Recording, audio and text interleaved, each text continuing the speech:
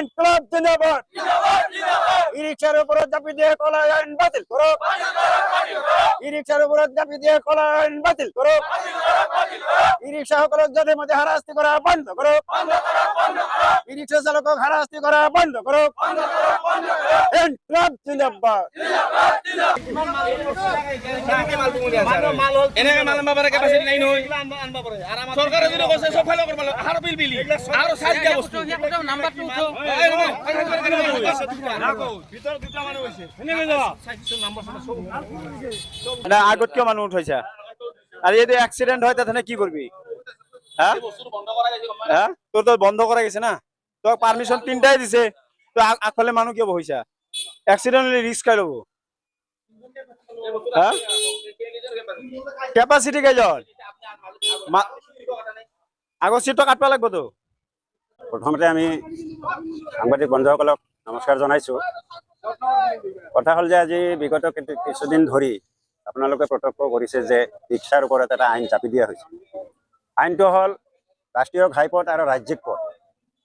সমস্যাটো ক'ত ৰাজ্যিক পথ আপোনালোকে নিশ্চয় জানে যে হাউলিৰ পৰা বৰপেটাৰ দুয়োকাষে ঘনবসতি অঞ্চল এই অঞ্চলৰ শ্ৰমজীৱী মানুহখিনি একমাত্ৰ ৰিক্সাৰ ওপৰতে নিৰ্ভৰ কৰে ৰিক্সাখন চলাই তেওঁলোকে নিজৰ পৰিয়ালৰ পোহপাল দি আছে এই ক্ষেত্ৰত যিখন আইন প্ৰণয়ন কৰিছে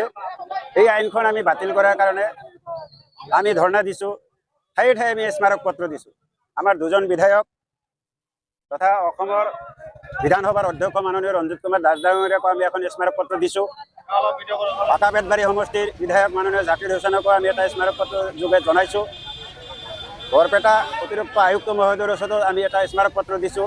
পৰিবহণ বিষয়াকো দিছোঁ ইয়াৰ পাছতো তেওঁলোকে কোনো কাণসাৰ দিয়া নাই আচলতে এই খাটি খোৱা মানুহখিনিৰ ওপৰত যিটো বোজা চপাই দিছে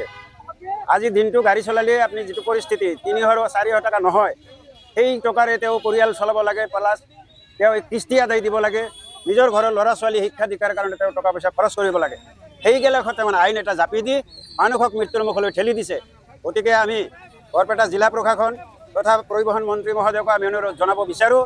অতি শীঘ্ৰে এই আইনখন বাতিল কৰি ছাত্ৰ ছাত্ৰী তথা বজাৰ এলেকাৰ বস্তুটো আগত ৰাখি ইয়াক বিবেচনা কৰি যাতে মানুহখিনি সুস্থভাৱে গাড়ী চলাই নিজৰ সংসাৰখন ভৰণ পোষণ দিব পাৰে সেই ব্যৱস্থা কৰক অন্যথা ৰিক্সাসকল বাধ্য হৈ কিবা এটা অঘটন ঘটে ফেলে যেতিয়া নেকি ল'ৰা ছোৱালী পেটৰ তাৰণাত দেউতাকৰ ওচৰত এমতি অন্যৰ কাৰণে কান্দিব এই মানুহটো কিন্তু আত্মহত্যা কৰাৰ বাহিৰে একো উপায় নাথাকিব যদি তেনেকুৱা কোনো ঘটনা হয় তেতিয়াহ'লে জিলা প্ৰশাসন চৰকাৰ কিন্তু তাৰ কিন্তু সম্পূৰ্ণভাৱে দায়ী হ'ব লাগিব গতিকে আমাৰ এটা স্পষ্ট কথা আজি মহেন্দ্ৰ আপোনালোকে চাওক সেইদিনাখন চাৰিআলিত মহেন্দ্ৰৰ বিষয়ে আমি দ্বিতীয় ছাৰৰ লগত কথা পাতিছোঁ তেওঁলোকৰ 3+1 আমাৰ হ'ল 4+1 আমি যদি চলিব নোৱাৰোঁ তেওঁলোকে সেই গাড়ীত আজিৰ ডেটতো 7জন মানুহ কেনেকৈ নিব পাৰে তাতে মাল বজাই কৰি পাটা লুট কৰি কেনেকৈ ইফালৰ পৰা সিফাল যাব পাৰে তেওঁলোকৰ প্ৰতি আইনটো বেলেগ হয় নেকি গতিকে আমাৰ এইটোৱেই প্ৰশ্ন যদি আইন সকলোৰে কাৰণে সমান আইনৰ ঊৰ্ধত আমি নহয় তাৰ পিছতো আমি কৈছোঁ আপোনালোকে কিছু নীতি নিয়ম বান্ধি দিয়ক যে এই নীতি নিয়মৰ মাজত আপোনালোকে চলক আমি তাত একমত যদি কোনোবাই আইন অমান্য কৰে তেতিয়া তেওঁলোকে তাৰ ওপৰত ব্যৱস্থা লওক আমাৰ ক'ব লগা একো নাই কিন্তু স্পষ্ট কথা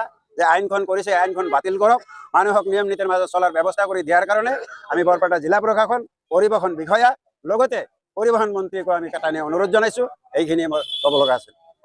নমস্কাৰ আজি আমাৰ ইয়াতে বন্ধ দিয়া কাৰণটো হৈছে আৰু আমাৰ যিখিনি চালক আছো চালকখিনি মানে আমাৰ যিখিনি পিলপিল আছে সকলোবোৰ বন্ধ কৰা হৈছে এতিয়া প্ৰশাসনৰ পৰা এতিয়া আচল কাৰণটো হৈছে কি যিবিলাক আছে মহিন্দ্ৰা আছে সেইবিলাক মহিন্দ্ৰা যিবিলাক মানে চিট আজিলৈ খোলা নাই আজিলৈকে তেওঁলোকে আজি আমি ধৰিছোঁ ইয়াতে বেলেগ মানুহে মানে ভিতৰত মাল ভৰ্তি কৰি আনি আছে তাতে তেওঁলোকৰ ওচৰত আগৰ চিটত মানুহবিলাক বহাই আনি আছে তেওঁলোকেতো প্ৰশাসনে আজিলৈকে ধৰিব পৰা নাই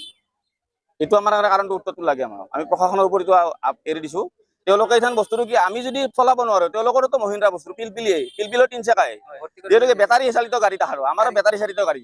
কাৰণটো হ'ল কি এতিয়া আমি ধৰিছোঁ এতিয়া তেওঁলোকে চিট খোলা নাই তেওঁলোকে আগত মানুহ লৈ আহি আছে এইটোতো হ'ব নোৱাৰে নহয় এতিয়া ভিতৰত মাল আনি আছে পাতা আনি আছে বস্তা আনি আছে ভিতৰত ডিলাৰৰ পৰা আমাক লোনৰ কিস্তিসমূহ খুজি আছে আমি ক'ৰ পৰা দিম